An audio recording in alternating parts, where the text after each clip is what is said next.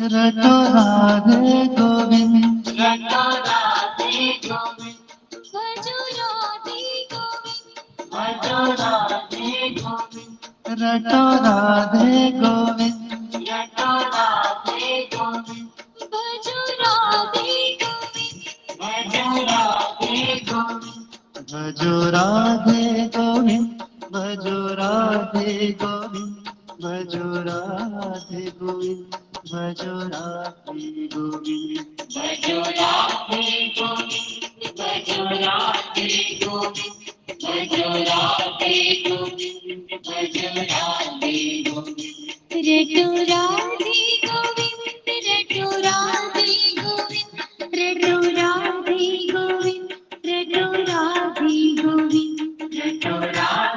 गोविंद, रटो राधे गोविंद, रटो राधे गोविंद, रटो राधे गोविंद, रटो राधे गोविंद, भजो राधे गोविंद, भजो राधे गोविंद, रटो राधे गोविंद, रटो राधे गोविंद, भजो राधे गोविंद, रटो राधे गोविंद, रटो राधे गोविंद, रटो राधे गोविंद, भजो राधे गोविंद, भजो राधे। जय जय श्री राधे। दीनानाथ शरण जी से निवेदन है वो उपक्रम शुरू करें कृपया।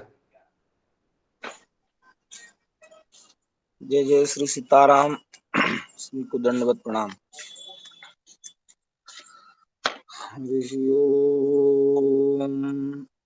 स्वस्ति श्री गणेशाय नमः। श्री सरस्वत्यै नमः।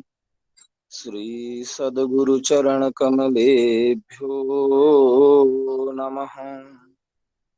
ध्येयं सदा परिभवघनमभीष्टदोहम् तीर्थास्पदं शिवविरिञ्चिनुतं शरण्यं मृत्यार्तिहं प्रणतपालभवाब्धिपूतं वन्दे महापुरुषते चरणारविन्दम्। यस्यामलं नृपसदस्सुयशोधुनापि गायन्त्यघघनमृषयो दिगिभेन्द्रपट्टं तं नाकपालवसुपालकिरीटजुष्टं पादाम्बुजं रघुपतिं शरणं प्रपद्ये। यं प्रव्रजन्तमनुपेतमपेतकृत्यं द्वैपायनो विरहकातर आजुहाव पुत्रेति तन्मयतया तरवोऽभिनेदुः तं सर्वभूतहृदयं मुनिमानतोऽस्मि। नारायणं नमस्कृत्य नरं चैव नरोत्तमं देवीं सरस्वतीं व्यासं ततो जयमुदीरये। सीतानाथसमारम्भां रामानन्दार्यमध्यमाम् अस्मदाचार्यपर्यन्तां वन्दे गुरुपरम्पराम्। अखण्डमण्डलाकारं व्याप्तं येन चराचरं तत्पदं दर्शितं येन तस्मै श्री गुरुवे नमः। जय जय श्री राधा रमण जय जय नवल किशोर जय गोपीचित चोर प्रभु जय जय माखन चोर। श्री वृंदावन बिहारी लाल की जय। हरिशरणम परम मंगलमय परात्पर अखिलेश्वर अकारण करुणा वरुणालय भक्तवांछा कल्पतरु भक्तवत्सल करुणागत वत्सल अनाथों के नाथ भगवान श्री हरि की महती कृपा अनुकंपा से भगवान श्री बाल कृष्ण के स्वस्वरूप श्रीमद् भागवत महापुराण के माध्यम से हम सब लोगों को जीवन का यह अलभ्य लाभ सत्संग के रूप में प्राप्त हो रहा है। स्वयं भगवान ने एकादश स्कंध में उद्धव जी से कहा है कि न रोधयति माम योगो न सांख्यम धर्म एव च न स्वाध्याय तपस्त्यागो नेष्टा पूर्तम न दक्षिणा व्रतानि यज्ञश्छन्दांसि तीर्थानि नियमायमाः यथावरुन्धे सत्संगः सर्वसंगापहो हि माम। भगवान ने कहा उद्धव जी जितना मुझे सत्संग प्रिय है, सत्संग मुझे अपने वश में कर लेता है। कोई भी व्यक्ति, महापुरुष लोग कहते हैं कि 24 घंटे की बजाय 48 घंटे का यदि दिन रात हो जाए और हम लोग 48 घंटे लगातार स्वाध्याय करें तो उतना लाभ प्राप्त नहीं होगा जितना लाभ 1 घंटे के सत्संग करने मात्र से प्राप्त हो जाता है। नित्य सत्संग की महिमा में तो ठाकुर जी की कृपा से और महापुरुषों की कृपा करुणा से हम सब लोगों को यह नित्य सत्संग प्राप्त हो रहा है। आज इस सत्संग की कड़ी में पूज्य गुरुदेव भगवान डॉक्टर श्री राजेंद्र प्रसाद मिश्र गुरु जी के मुखारविंद से हम लोग आज सत्संग का जो विषय रखा गया है भगवान की मृद भक्षण लीला। ठाकुर जी ने पहले माखन चोरी लीला करी और माखन चोरी लीला के बाद भगवान ने मृद भक्षण लीला करी और उसके बाद भगवान ने फल विक्रयणी के ऊपर कृपा करी है। तो ठाकुर जी के मृद भक्षण लीला का क्या रहस्य है, वो भक्तों के ऊपर कैसे कृपा करते हैं, फल विक्रयणी के ऊपर कैसे कृपा करते हैं, इसी क्रम को आज हम लोग सद्गुरुदेव भगवान के मुखारविंद से श्रवण करेंगे। इसलिए ज्यादा समय न लेते हुए सभी गुरुजन, भक्तजन, विप्रजन और वैष्णव जनों के चरणों में दंडवत प्रणाम निवेदित करते हुए सद्गुरुदेव भगवान के चरणों में प्रार्थना करेंगे कि हम सब लोगों को अपनी अमृतमयी वाणी से भगवान की गौरव गाथा श्रवण करा करके इस भागवत की भागीरथी में अवगाहन करा के हम लोगों को कृतकृत्य करें। पूज्य गुरुदेव भगवान।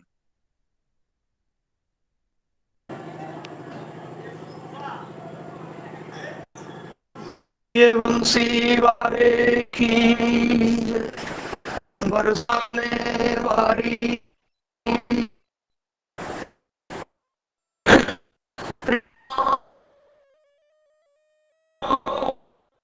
तरोरपि सहिष्णुना तमानि नामानदेन कीर्तनीयः सदा हरिः।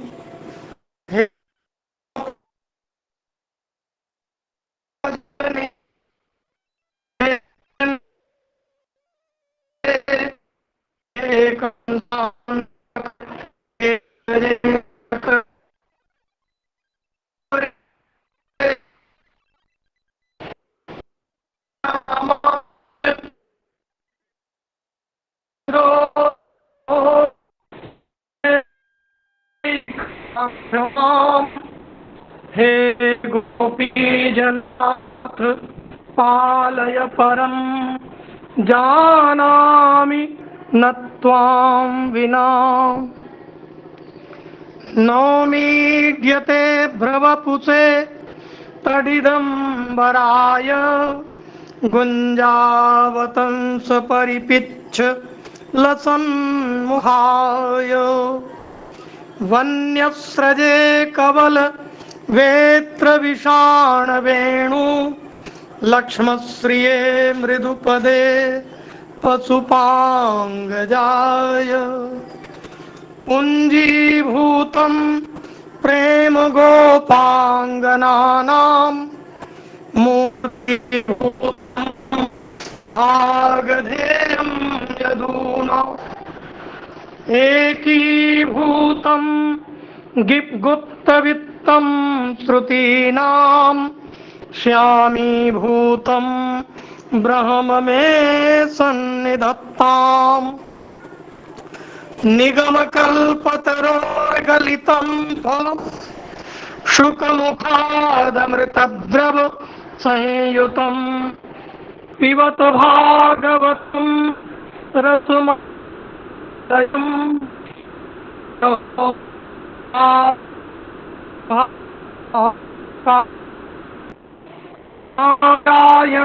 नमस्कृत्य नरं चैव नरोत्तमम् देवीं सरस्वतीं व्यासं ततो जयमुदीरयेत् आनंद सतचित राशि गुरु अनुपम पूरण चंद ही अनभ में अवउदित है तम भ्रम कीन निकंद कनक वेली श्री राधिका सुंदर श्याम तमाल दो मिलिए कहे भये राधा वल्लभ लाल जय जय जय ब्रज नंदिनी जय ब्रज राजकुमार शरण गहे प्रभु राखिए सब अपराध विसारी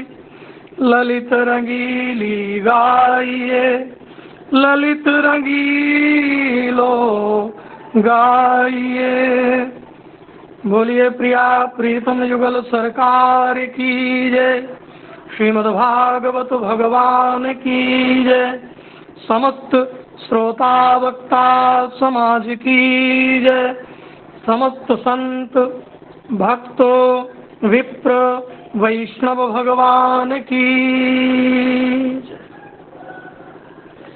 अनंत अनंत कोटि कोटि कंदर्प दर्प दलन पटीयान संप्रयोगात्मक विप्रयोगात्मक उभय विध उद्वेलित उद्बुद्ध श्रृंगार रसात्मा यशोदास्तनंदे तमाल श्यामल त्विट श्री कृष्णचंद्र परमानंद कंद सुधा सिंधु नटवर नागर पीतांबर विहारी राधारमण बाधाहरण जनमनहारी बांके विहारी लोकपाल किरीट कोट्टेडित पाद पीठ कोटि छत्र चाम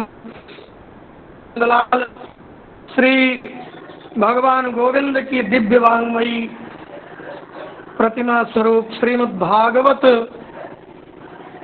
अम्बा के श्री चरणों में विनयावनत होकर के हम सभी लोग नित्य प्रति सुबह और सायंकाल दोनों वेला में अपने गुरुजनों के मुखारविंद से श्रीमद् भागवत की कथा श्रवण कर रहे हैं। सायंकालीन सत्र में पूज्य गुरु वर्य हमारे इस श्री भागवत मकरंद मिलिंदानंद समूह के 3 आधार स्तंभ हैं। हम लोगों के परम मार्गदर्शक डॉक्टर जयकांत शर्मा गुरुदेव जी, श्री नरोत्तम सेनापति महाप्रभु जी, श्री हरे कृष्ण महाप्रभु जी, इन 3 परम रसिक वेदज्ञ शास्त्रज्ञ और श्रीमद् भागवत के परम मर्मज्ञ विद्वानों और रसिकों के मुखों से मुखारविंद से हम सभी लोग नित्य प्रति कथा श्रवण कर रहे हैं। हमारे गुरुजन पूर्वाचार्यों के द्वारा, चाहे वो श्रीधरी टीका हो, चाहे वंशीधरी टीका हो, अथवा आचार्य मधुसूदन सरस्वती की टीका हो, विजयध्वज तीर्थ की टीका हो, या श्री विश्वनाथ चक्रवर्ती पाद की टीका हो, या श्री सनातन गोस्वामी, जीव गोस्वामी आदि संतों और विद्वानों की टीका हो, उसके आश्रय में, उसकी छाया में रह करके उनकी वाणी का रसास्वादन कराते हुए भागवत के गूढ़तम रहस्यों का उद्घाटन करते हुए हम सब लोगों को आनंदित कर रहे हैं। हमारे इस श्रीमद् भागवत मकरंद मिलिंद समूह में संप्रति सायंकालीन सत्र में विराजमान गुरुजन, मार्गदर्शक जन, हमारे मित्रजन, संतजन, वैष्णवजन और भाई बंधु, माताएं, बहनें, जिन रसिकों ने इसमें जुड़ करके आनंद को ग्रहण किया है या ग्रहण कर रहे हैं, उन सभी के श्री चरणों में, पादारविंद में हम कोटि कोटि प्रणाम करते हुए अब श्रीमद् भागवत के स्वातंत्रेण विवक्षित मृद भक्षण लीला और फल विक्रयणी के ऊपर भगवान की कृपा की लीला का रसास्वादन करने जा रहे हैं। हम सब लोगों के आराध्य और इस बीच में श्री सायंकालीन सत्र में श्रीमद् भागवत की कथा सुधा का पान कराने वाले आचार्य चरण श्री शर्मा जी इस समय कुछ तकलीफ में हैं और उन्हें शारीरिक परेशानी हो रही है, इसलिए हम उनकी अनुपस्थिति और उपस्थिति दोनों को काम करते हुए और उन्हीं सब गुरुजनों से आशीर्वाद लेकर के और श्रीमद् भागवत के इन दोनों प्रसंगों को कहने का प्रयास करते हैं। पहले मृद भक्षण लीला का प्रसंग है। भगवान नंदनंदन श्याम सुंदर मुरली मनोहर पीताम्बर वेशधारी यशोदास्तनंद है। श्री कृष्ण ने पहले माखन चोरी की, इसके बाद मृद भक्षण लीला करते हैं। जैसा कि अभी सत्संग की महिमा का आख्यापन करते हुए श्री दीनानाथ त्रिपाठी उर्फ दिलीप त्रिपाठी जी ने, जो जगदाचार्य मलुक पीठाधीश्वर श्री राजेंद्र देश देवाचार्य जी महाराज के परम कृपा पात्र हैं, उन्होंने मंगलाचरण का उपक्रम करके यह उपस्थापित किया है कि हम लोग मृद भक्षण लीला और फल विक्रयणी की लीला का रसास्वादन करें। सताम प्रसंगान मम वीर्य संविदो भवन्ति हृत कर्ण रसायना कथा। सत्संग की महिमा तृतीय स्कंद में भगवान श्री कपिल महाराज ने भी अपनी माता देवहूति को सुनाया है। यह सत्संग जो अविराम गति से कई महीनों से चल रहा है, इसमें हम सभी अकिंचनों को परम लाभ की प्राप्ति हो रही है। यह हम लोगों का परम सौभाग्य है कि गुरुजन अपना लोकोत्तर और अत्यंत दुर्लभ क्षण निकाल करके हम लोगों को एक एक क्षण, एक घंटे तक श्रीमद् भागवत के श्लोकों का रसास्वादन कराते हैं। इससे बढ़ करके जीवन का क्षण और क्या हो सकता है। आइए भगवान श्री कृष्ण की इन कतिपय लीलाओं का रसास्वादन करें। भगवान श्री कृष्ण पहले माखन चोरी करते हैं। माखन चोरी का बड़ा प्रसिद्ध श्लोक है, जिसे स्मरण कर लिया जाए और इसके बाद मृद भक्षण लीला के प्रसंग में चलते हैं। श्रीमद् भागवत महापुराण के 10वें स्कंद के 8वें अध्याय में 29वें श्लोक में माखन चोरी लीला का प्रसंग भगवान श्री सुखदेव जी ने बड़े अच्छे ढंग से वर्णन किया है। वो श्लोक बहुत ही प्रसिद्ध है। वत्सान मुंचन क्वचिद समये क्रोश संजात हास स्तेयं स्वादवत्यथ दधिपय कल्पितैस्तेययोगैः मरकान् भोक्षन् बिभजति सचेन्नात्ति भाण्डं भिनत्ति द्रव्यालाभे सगृह कुपितो यात्युपक्रोश्यतो कान। इसका सामान्य भाव यही है कि गोपियां यशोदा मैया के पास शिकायत करने आती हैं तो सबसे पहले यही कहती हैं, यशोदा मैया अपनी चहार दीवारी के भीतर बढ़िया अर्धचंद्राकार आसन लगवा करके बैठी हैं ताकि गोपियां आकर के शिकायत करें तो बैठ करके शिकायत करें, खड़े खड़े शिकायत न करें। माने यशोदा मैया के यहाँ शिकायत करने वालों का भी बड़ा ही सम्मान है। तो गोपियां आकर के आसनस्थ होती हैं और मैया से कहती हैं कि तेरा लाला बहुत ही ऊधम मचा रहा है, इस समय पूरे ब्रज में उसने इतनी परेशानी कर रखी है हम सभी गोपियों की कि जीना दूभर कर दिया है। वत्सान मुंचन। तो यशोदा मैया ने कहा, अरे गोपी बताओ तो सही, तुम्हारे घर में मेरा लाला कब गया, कब कैसे परेशान किया, कैसा ऊधम मचाया। तो गोपी कहती है, अरे मैया वत्सान मुंचन, वो हमारे बछड़ों को ढील देता है। वत्सों को यानी हमारी गैया जो दूध देती हैं उनके सद्योजात बछड़े जो दुग्धपान करेंगे और इसके बाद गैया का दोहन होगा, उन बछड़ों को ही आकर के बड़े भोर की बेला में जब हम दुग्ध दोहन न कर पाए उसी समय आकर के मुंचन छोड़ देते हैं। वत्सान मुंचन। तो यशोदा मैया कहती हैं कि वाह, ये तो मेरा लाला तुम्हारे गौदोहन में सहयोग कर रहा है, क्योंकि बछड़ा तो तुम्हें ढीलना ही पड़ेगा। बछड़ा ढील करके ही गैया का दोहन, जब गैया पहना जाएगी तो गैया का दोहन करोगी, इसलिए मेरा लाला तो तुम्हारे गोदोहन में सहयोग ही कर रहा है। तो गोपी ने कहा, क्वचिद समय, अरे मैया वो तो ठीक है, समय पर यदि बछड़ा छोड़े तब तो बात बनती है। तेरा लाला गौ दोहन के बहुत पूर्व आ करके क्वचित समय, असमय में ही कहीं से आ जाता है और हमारे बछड़ों को ढील देता है, खोल देता है। बछड़े जाकर के मैया का दूधपान कर लेते हैं और जब हम गैया का दोहन करने आती हैं तो हमारी दोहनी खाली रह जाती है। वत्सान मुंचन क्वचिद समये क्रोश संजात हास।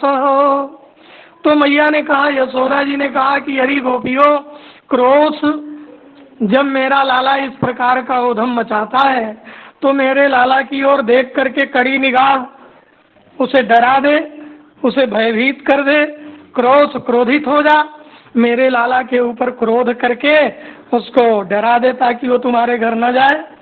जब तू क्रोध करेगी तो वो डर जाएगा और जब डर जाएगा तो तुम्हारे घर आने से बचेगा। क्रोध संजात हास।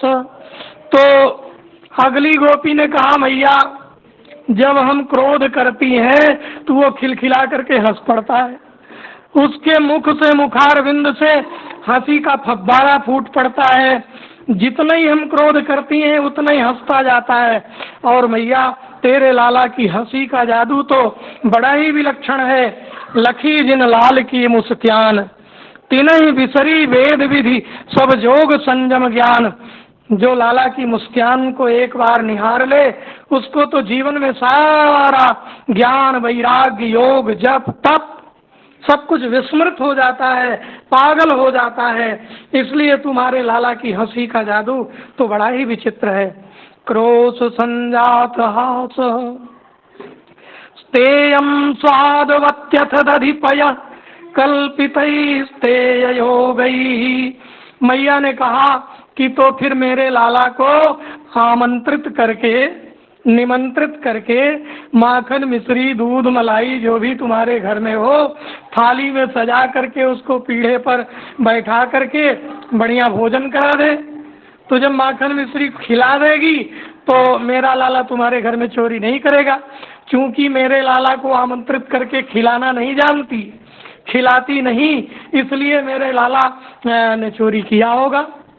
स्ते तो गोपी ने कहा, नहीं मैया ऐसी बात नहीं है, मैं तो तेरे कन्हैया को आमंत्रित भी करती हूँ कि अरे लाला मेरे घर में आकर के माखन खा जा, माखन मिश्री दूध मलाई मैंने ताजा ताजा तैयार किया है, भोग लगा जा।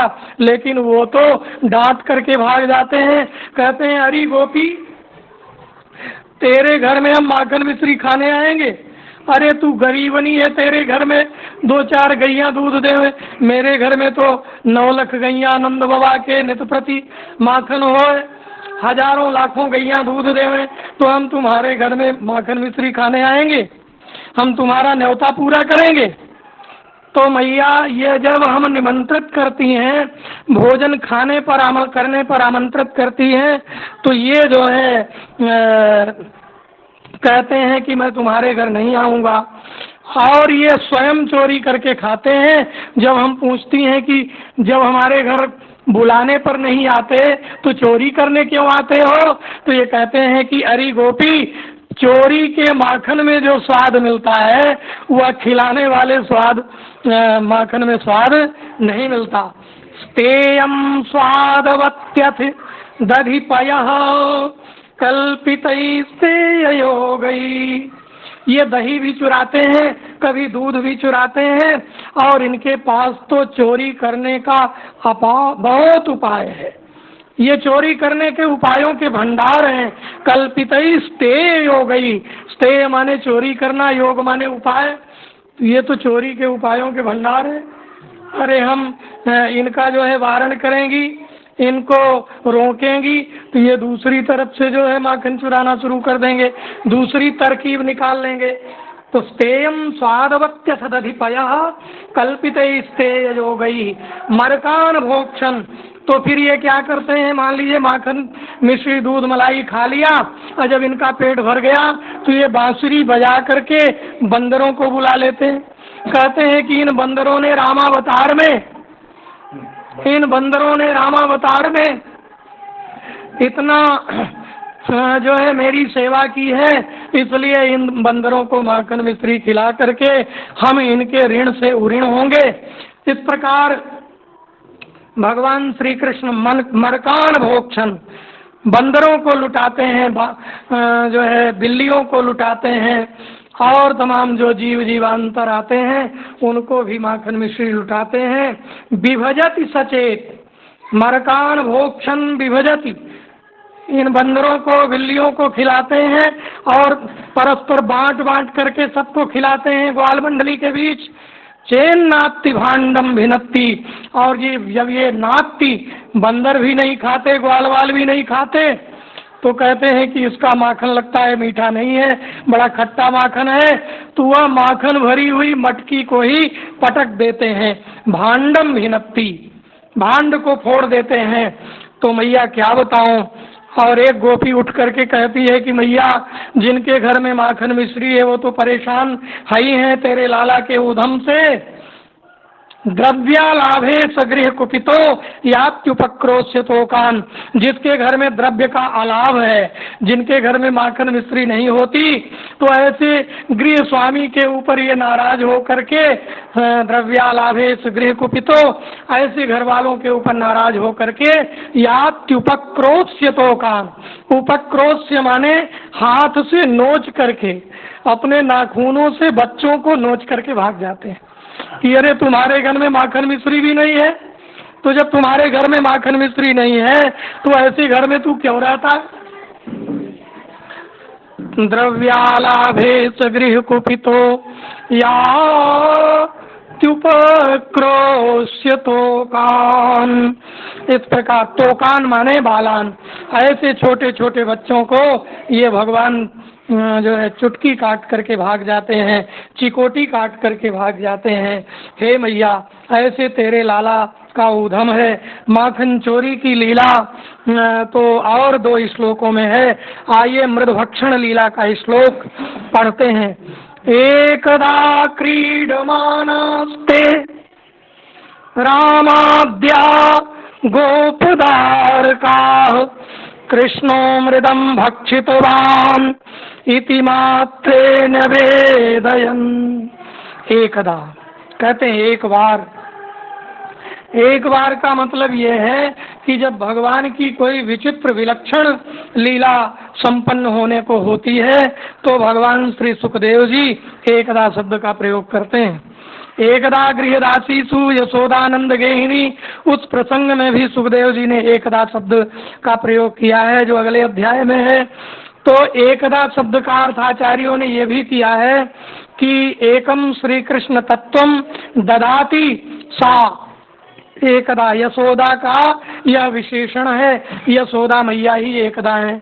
एकदा, लेकिन यहाँ पर एकदा का मतलब एक बार, माने कोई समय आया भगवान श्री कृष्ण को मिट्टी खाने की इच्छा हुई, मिट्टी खाने के बहाने ब्रजरज खाने की इच्छा हुई, ब्रजरज का स्वाद लेने की इच्छा हुई, तो उन्होंने एकदा क्रीडमानास्ते, खेल करते हुए तमाम बच्चों को, रामाद्या गोपदारका, गोपदारका माने गोपों के बच्चों को, गोप बालकों को इकट्ठा किया, रामाद्या गोपदारका। यहाँ पर रामाद्या जो है, हो सकता है कि कुछ आचार्यों ने राम शब्द का अर्थ बलराम जी को भी किया हो, लेकिन यहाँ रामाद्या कोई राम नाम का जो है कोई गोप भी था।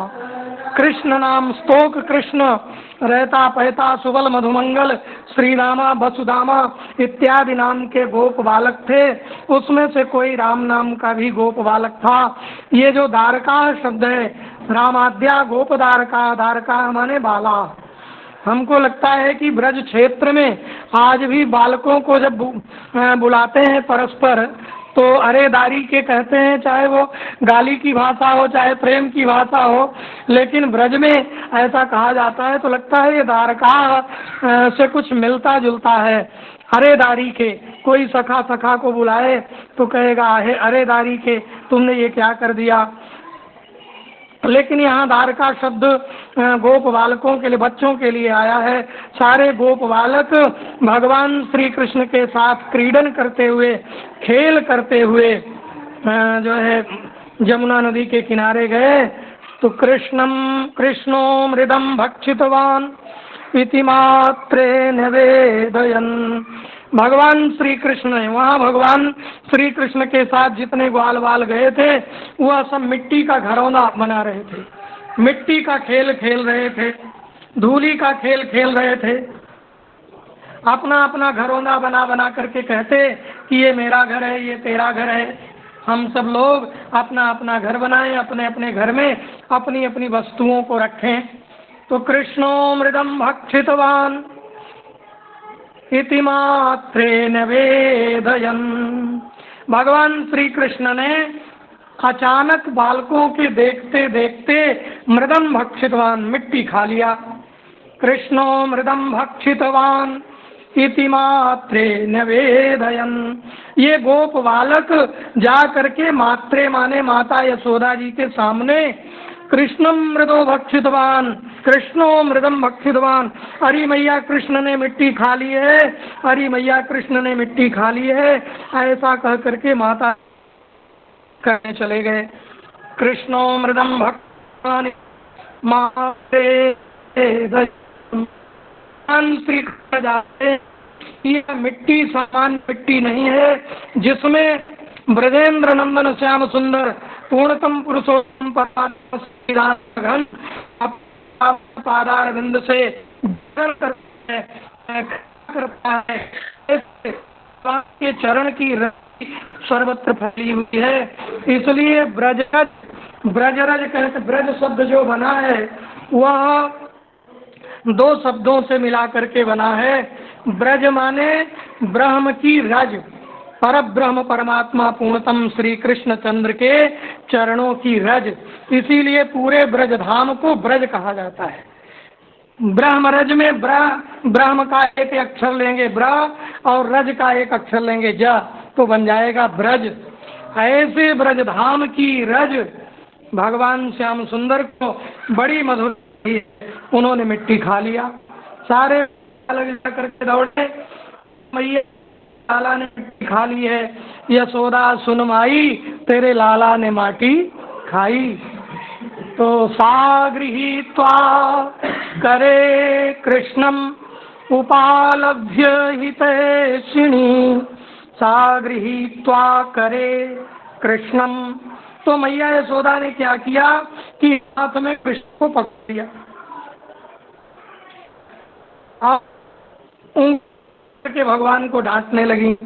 सा गृहीत्वा करे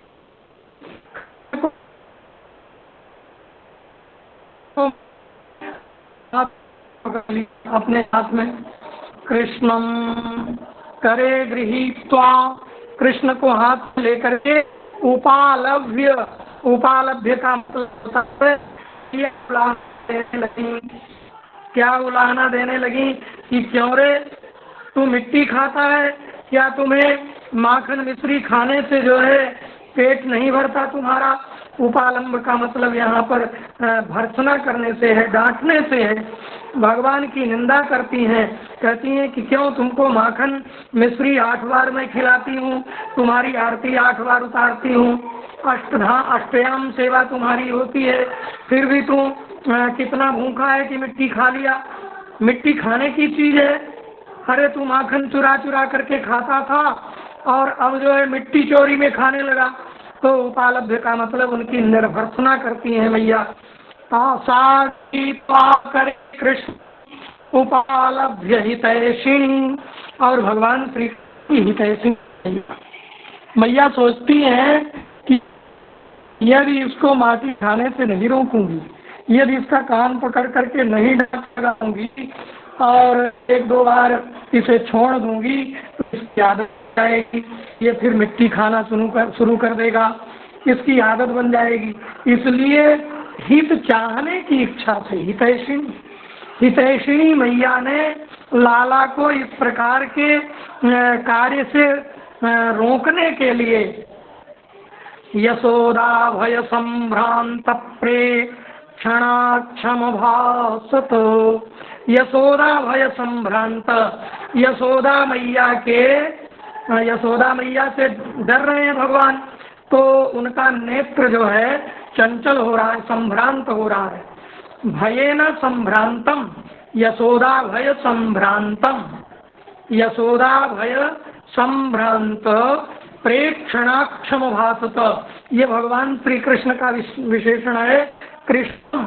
कृष्णम कीदृशम कृष्णम यशोदा भय संभ्रांत प्रेक्षणाक्षम, माने यशोदा मैया के भय से चकित चंचल नेत्रों वाले भगवान श्री कृष्ण से यशोदा मैया ने कहा।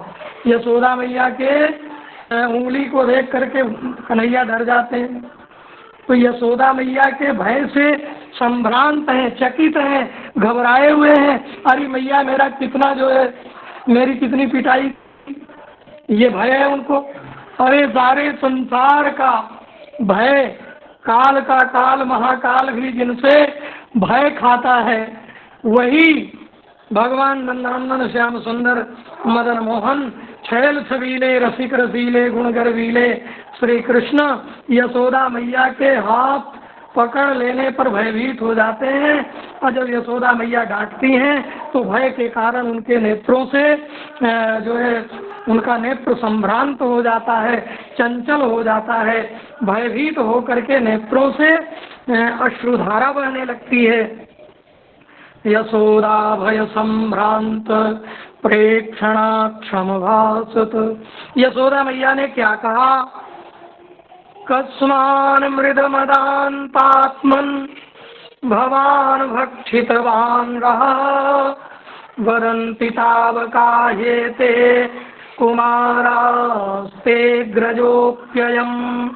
यशोदा मैया ने कहा, हे अदान्तात्मन्, कस्मान मृदम अदान्तात्मन् भवान भक्षितवान् रहा, कस्मान भवान मृदम भक्षितवान। कन्हैया कहती हैं, क्यों रे लाला तूने मिट्टी खाई है? क्यों? अदान्तात्मन, अदान्तात्मन के का यहाँ पर मतलब है कि जिनकी आत्मा अदांत है। अदांत का मतलब संयत नहीं है, असंयत आत्मा वाले या चंचल विग्रह वाले। भगवान श्री कृष्ण बड़े चंचल हैं, एक क्षण के लिए भी स्थिर नहीं होते, इसलिए चंचल गात्र कह लीजिए। हे अदान्तात्मन, हे चंचल गात्र, हे नियत अनियत आत्मा श्री कृष्ण, तुमने यहाँ यद्यपि भगवान शब्द है, भगवान शब्द का अर्थ आप होता है, लेकिन अब यहाँ मैया तो उन्हें तुम ही कहेंगी। जगह जगह भगवान है, लेकिन भक्त लोग त्वमेव माता पिता त्वमेव कहते हैं, को भी तुम शब्द कहते हैं। तो भगवान के लिए तुम शब्द कहना जो है ग्राह्य है, शास्त्र प्रतिपाद्य है, लेकिन किसी सम्मानित व्यक्ति को तुम कहना जो है बहुत बड़ा अपराध है। तो यहाँ मैया यशोदा जी जो है भगवान कहती हैं, किसी आचार्य ने ये भी कहा कि छोटे छोटे बच्चों को यदि सम्मानित भाषा में जब कोई बुलाता है तो वह भी सम्मानित भाषा का प्रयोग करना सीख जाते हैं। इसलिए मैया मानो यहाँ सम्मानित भाषा का प्रयोग कर रही हैं। यद्यपि इसका अर्थ आचार्यों ने और किया है, कस्मान मृद मदान्तात्मन भवान भक्षितवान रहा। तो यहाँ पर भगवान शब्द का अर्थ किसी आचार्य ने यह भी किया है कि भवती जगत इति भवः, माने इस संसार जिनसे पैदा हो भव हुए, और यस्माद अनिति चेष्टते इति अन, तो भवान भवश्च अनश्च इति भवान तत्संबुद्धो भवान, माने हे जगत के कर्ता और हे जगत के पालन करता। मैंने मैया ये जानती हैं कि इन्होंने जगत बनाया है, जगत का पालन भी करते हैं और समय आने पर जगत का प्रलय भी कर देते हैं, इसलिए ऐसा संबोधन आचार्यों ने इसका अर्थ कई तरह से किया है। यहाँ पर मुख्य संबोधन है अदांतात्मन, हे अनियत आत्मा वाले, हे चंचल कृष्ण, तुमने क्या मिट्टी खाई है? कस्मान मृगम भक्षितवान रहा, एकांत में जाकर के रहा, माने एकांत में। अरे घर में होते तो मैं देख लेती कि लाला मिट्टी खा रहा है तो डांट देती, या रोहिणी मैया आकर के डांट देती। तो घर में मिट्टी नहीं खाया, यहाँ चोरी से यमुना नदी के किनारे मिट्टी खाने आया है ग्वालों के साथ। कस्मान मृदमदान्तात्मन भवान भक्षितवान रहा, यहाँ एकांत में आकर के क्यों रे चटोरे, क्यों रे श्री कृष्ण चपल गात्र, क्या तुमने मिट्टी खाई है? तो वदंति तावका ये ते कुमारा, यशोदा मैया कहती है मानो यहाँ पर ये भाव बन रहा है कि मानो श्री कृष्ण ये कहना चाहते हैं कि अरे मैया मैंने मिट्टी नहीं खाई है। कौन कहता है मैंने मिट्टी खाई है? तो ऐसा प्रश्न का जो है माने प्रश्न विवक्षित हो रहा है, प्रश्न का आगम बन रहा है। तो मानो यशोदा मैया कहती हैं कृष्ण के कहने पर कि कौन तुमसे कहा है कि मैंने जो है मिट्टी खा ली है? तो मैया उत्तर दे रही हैं, वदंति तावका हेते तावका कुमारा, ये जो तुम्हारे कुमार हैं, रहता पहता सुबल मधुमंगल श्री रामा वसुधामा स्तोक कृष्ण रामादि जितने तुम्हारे सखा हैं, ये सब हाथ उठा उठा के कह रहे हैं कि वदंति तावका हेते कुमारा, कि कृष्णो मृदम भक्षितवान, कृष्णो मृदम भक्षितवान, कृष्ण ने मिट्टी खाई है मैया, कृष्ण ने मिट्टी खाई है। तो मानो भगवान ये कहना चाहते हैं कि ये जो है ग्वाल बाल कह रहे हैं तो ठीक है, क्या हमारे बलदाऊ भैया बलराम भी कह रहे हैं? तो यशोदा मैया ने तुरंत उसका उत्तर दिया और ते ग्रजोप्ययम, ते अयम अग्रजा आपी कथयत, तुम्हारे अग्रज भगवान बलराम को संबोधित माने इशारा कर रही हैं कि ये तुम्हारे बड़े भाई बड़ा दाऊ भैया बलदाऊ बलराम भी तो कह रहे हैं कि लाला ने मिट्टी खा ली है। तब भगवान उवाच, श्री भगवान उवाच, तब भगवान से नहीं रहा गया, फिर भगवान मैया से बोले, क्या बोले? नाहं भक्षितवानम्बो सर्वे मिथ्याभिशंसिनो, यदि सत्यगिरस्तर्हि समक्षम पश्य मे मुखम। भगवान श्री कृष्ण बोले, हे अम्बो, हे मैया, नाहं भक्षितवान, अहम न भक्षितवान, मैंने नहीं, ना हम भक्षितवान अम्ब, हरी मैया मैंने मिट्टी नहीं खाई, न अहम भक्षितवान, हे अम्ब। अम्ब संबोधन करके भगवान ये कह रहे हैं मानो हे वात्सल्यमयी, हे जननी, हे मेरी अम्बा, मैं भला मिट्टी खाऊंगा क्या? मैं तुम्हारे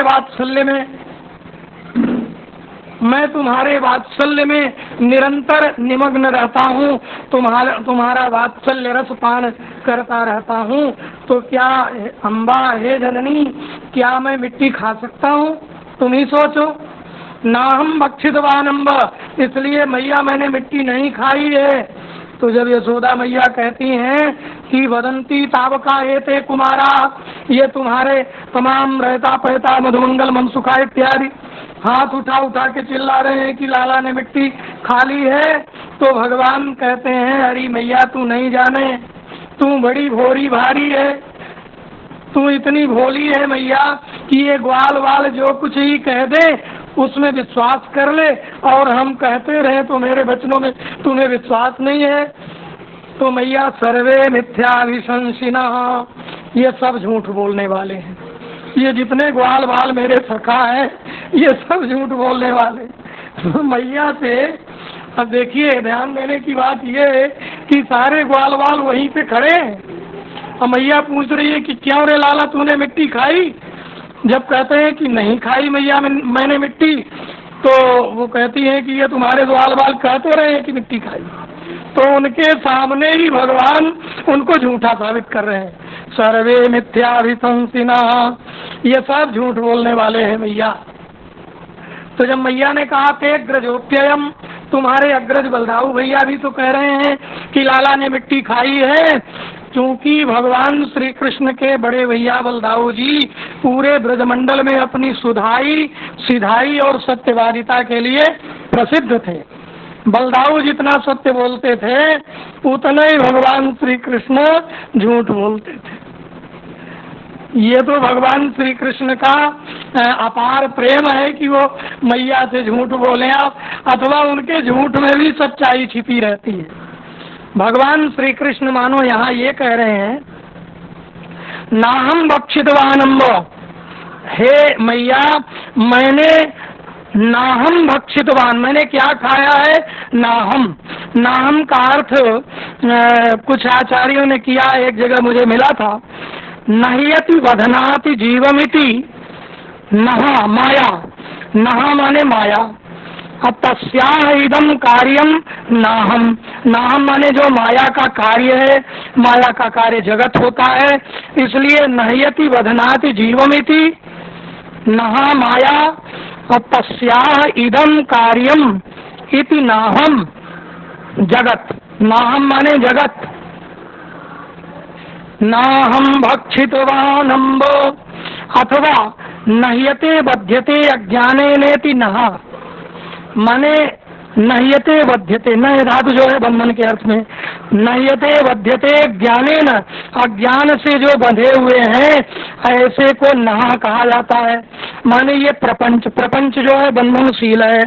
नहा प्रपंच, स प्रपंच एव नाहा, वही प्रपंच जो है नाह है। तम प्रलय भक्षितवान अस्मि, इसलिए हे भैया नाहम माने हो गया जगत, नाहम माने ये विश्व प्रपंच, पृथ्वी जल तेज वायु आकाश निर्मित ये जगत प्रपंच है, यही नाहम है।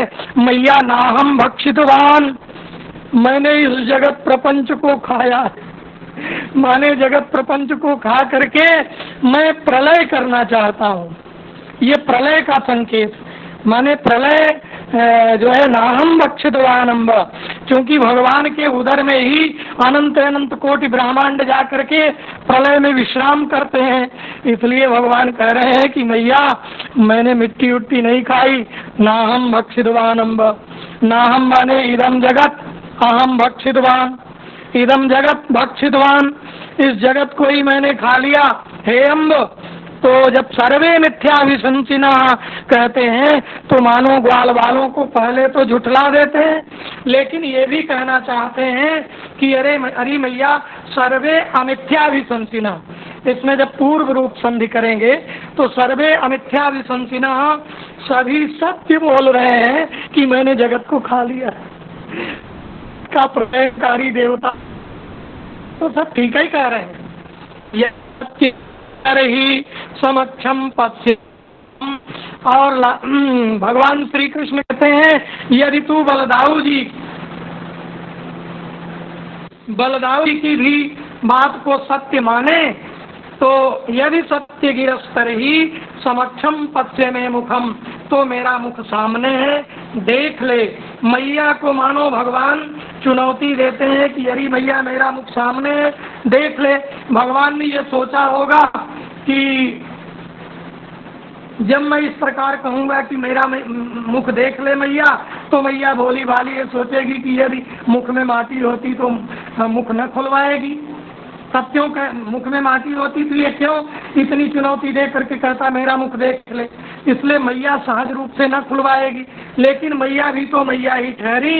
मैया ने कहा कि अरे लाला, यद्येवं तर्हि व्यादेहि, यदि ऐसा है तो व्यादेहि मुखम, तो जल्दी से मुंह खोल दो।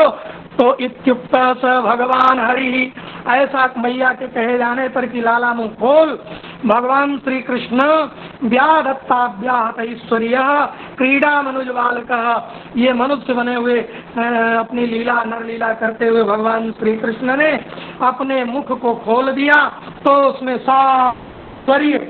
सारा जगत दिखाई देने लगा। इसमें भगवान कृष्ण की इस दिव्य लीला को के मुख को देख करके मैया जाती हैं कि मैं किया मेरी बड़ी आंखों का ये चमत्कार है, मैं बूढ़ी हो गई, मैं दिख नहीं रहा है। भगवान श्री कृष्ण ये कहना चाहते हैं कि मैया मैं तो तुम्हारे वात्सल्य रस का भूखा हूँ। ये जो मेरी दो प्रकार की शक्तियाँ हैं, ऐश्वर्य शक्ति, माधुर्य शक्ति, तो ऐश्वर्य शक्ति ने जो ऐश्वर्य दिखाया है उससे तुम्हारा जो है वात्सल्य हट न जाए, ईश्वर न होने लग जाओ। इसलिए भगवान श्री कृष्ण ने तुरंत अपनी माधुर्य शक्ति को प्रेरित करके और यशोदा मैया कर देते। यशोदा मैया और में ये मृदभक्षण लीला है। भगवान कहते हैं कि ये ब्रजरज उत्तम कोटि की रज है। इस रज को जो प्रसाद के रूप में पाता है के हृदय में भगवान की भक्ति निश्चित रूप से प्राप्त हो जाती है। तो ये भगवान की ऐश्वर्य शक्ति का निवारण करके भगवान की माधुर्य शक्ति को जगाने के लिए उपक्रम भगवान किया है। और अगले 10वें अध्याय में ये फल विक्रयणी की जो लीला है, वह फल विक्रयणी की लीला जो है 11वें अध्याय में श्रीमद् भागवत के 10वें स्कंद के 11वें अध्याय में 10-11वें श्लोक में प्रकट है, जिसमें भगवान श्री शुक उवाच क्रीणीहि भो फलानीति श्रुत्वा सत्वरमच्युतः फलार्थी धान्यमादाय ययौ सर्वफलप्रदः। क्रीणीहि भो फलानी, कोई फल बेचने वाली कोई खटकिन अपनी टोकरी में तरह तरह के फल रख करके नंद बाबा के चार दीवारी के बाहर गुजर रही थी और मानो ये कह रही थी कि हे नंद नंदन श्याम सुंदर, आज तक तुम्हारा मैंने दर्शन नहीं किया है, आज मैं तुम्हें फल खिलाना चाहती हूँ ताकि मेरा फल बेचना भी कृतकृत्य हो जाए। पता नहीं भगवान की कृपा उसके ऊपर होने जा रही है। इसलिए भगवान अपने चार दीवारी के भीतर घूम रहे हैं, खेल रहे हैं। तो फल बेचने वाली कोई फल ले लो जी, कोई फल ले लो जी, इस प्रकार से चिल्ला रही है। भगवान ने सुना कि कोई फल बेचने वाली आ गई है, तो वो दौड़े दौड़े गए और जाकर के भगवान ने फल बेचने वाली से कहा कि मुझे फल खिला। क्रीणी भो फलानीति श्रुत्वा सत्वरम अच्युतः, अच्युत भगवान श्री कृष्ण सत्वरम माने शीघ्र ही उस फल बेचने वाली के पास गए और फलार्थी धान मादाय धान्य मादाय एव सर्व फल प्रदा, उस भगवान श्री कृष्ण को यहाँ सर्व फल प्रदा कहा गया है और फलार्थी कहा गया है। भगवान उस खटकिन से फल लेने के इच्छुक है और सारे संसार की कामनाओं को फलों को प्रदान करने वाले भी है, इसलिए धान्य मादाय एव, भगवान श्री कृष्ण ने उसके मांगे जाने पर कि अरे लाला मैं ऐसे फल तुम्हें थोड़ी खिला दूंगी, कोई अपने घर से कोई द्रव्य ले आओ, वस्त्र ले आओ, धान्य ले आओ तो मैं तुम्हें अपने टोकरी का फल खिलाऊंगी। भगवान श्री कृष्ण गए और नंद बाबा की चार दीवार भीतर जौ की राश लगी हुई थी, जौ की राश को भगवान ने अपने अंजलि में भर की और फल बेचने वाले और दौड़ने लगे कि वो कहीं निकल न जाए मुझे फल दिए हुए बिना, इसलिए दौड़ करके जाते बेचने वाली रुकी रहना, मुझे फल खिला के जाना, ये मैं तुम्हारे फल का मूल्य ले आ रहा हूँ। भगवान श्री गए और जब उसके सामने खड़े होते थे तो वो फल विक्रयणी सुंदर मुरली मनोहर के दिव्याति दिव्य मधुराति मधुर सौंदर्य माधुर्य सौकुमार्य सौशील्य आभा प्रभा उनकी कांति शांति और दिव्य मुख चंद्र को देख करके भाव समाधि में डूब जाती है, प्रेम समाधि लग जाती है। वह भगवान का मुख चंद्र निरंतर एक टक निहारने लगती है। भगवान कहते हैं अरे फल बेचने वाली तू मुझे फल खिलाएगी कि नहीं, कब से मैं खड़ा हूँ तू फल नहीं दे रही है। अब उसको तो बेचारी को प्रेम समाधि लग गई है। जब भगवान ने कहा मुझे फल खिलाओ तब उसका अचानक भाव टूटा, अचानक ध्यान टूटा। तो भगवान श्री कृष्ण के करार विंद में फल विक्रयणी तस्य अच्युत धान्यम करद्वयम फलैरपूरयद रत्नै फल भांडम पूरी च, उस फल विक्रयणी ने भगवान श्री कृष्ण के कर कमल में सारा फल चढ़ा दिया, भगवान को समर्पित कर दिया। और भगवान के द्वारा जो दिए गए वो जौ के दाने थे जो गली में ही सब छिटक गए थे, 2-4 दाने उसकी टोकरी में पड़े रह गए थे। जब वो घर आई और सुबह देखा तो उसकी फल की टोकरी में तमाम तरह तरह की मणियां, हीरा पन्ना पुखराज नीलम नीलमणि तमाम तरह तरह की मणियां जगमगा रही हैं। उसने फल विक्रयणी तस्य अच्युत धान्यम करद्वयम, उनके करद्वय में फलैरपूरयद, फल से उनके करद्वय को भर दिया, रत्नई फल भांडम अपूरी च, और भगवान ने क्या किया विविध प्रकार के रत्नों से उसकी फल की टोकरी को भर दिया। धन्य है उस फल विक्रयणी का जीवन। फल विक्रयणी घर में आई, रत्नों को देखा, ब्रजवासी ब्राह्मणों को निमंत्रित किया और भोजन करा करके ब्राह्मणों को एक एक मणि दक्षिणा में प्रदान कर दिया। उस फल विक्रयणी ने कहा कि जिन नेत्रों ने, जिन आंखों ने उज्ज्वल नीलमणि का दर्शन कर लिया है, जो नीलमणि का दर्शन कर लिया है, अब इन मणियों का दर्शन करके क्या करेगी, इसलिए ये मणियां मेरे काम की नहीं है। जिन नैनन ते वह रूप लख्यो, तिन नैनन ते अब देखिए का, जिन नेत्रों ने भगवान के मधुर मनोहर मुख चंद्र का दर्शन कर लिया, अब वह संसार में क्या देखेगी, देखने योग्य बचा ही क्या है।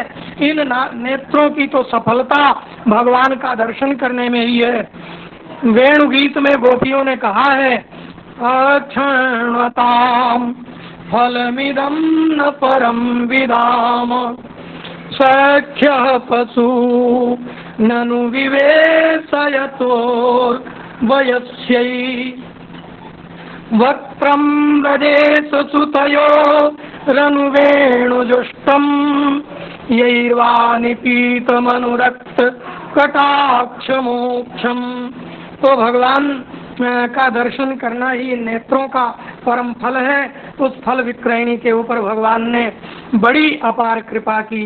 ऐसे ही जो भगवान को अपना फल समर्पित कर दे, फल का मतलब होता है नाम रूप लीला धाम, यही जीवन के परम फल हैं। इन 4 फलों को जो भगवान के चरणों में निवेदित करता है, भगवान निश्चित रूप से उसके ऊपर परम कृपा करते हैं। तो फल विक्रयणी तस्य शुद्धान्यम करद्वयम फलैरपूरेद रत्नैः फल भाण्डमूर्च। इस प्रकार भगवान सुखदेव जी के द्वारा राजा परीक्षित को सुनाई गई ये दोनों मृदभक्षण लीला और ये फल विक्रयणी के ऊपर कृपा लीला, ये हमने आप जनों, गुरुजनों, मित्रजनों के चरणों में निवेदन किया।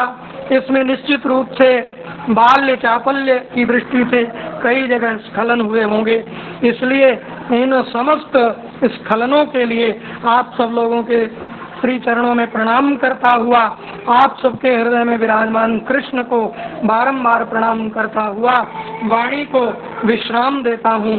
सभी गुरुजनों को प्रणाम, सभी मित्रों, आचार्यों, सुधी जनों को, रसिक श्रोता जनों को सबके चरणों में बारंबार प्रणाम। बोलिए बंसी वारे की प्रणाम।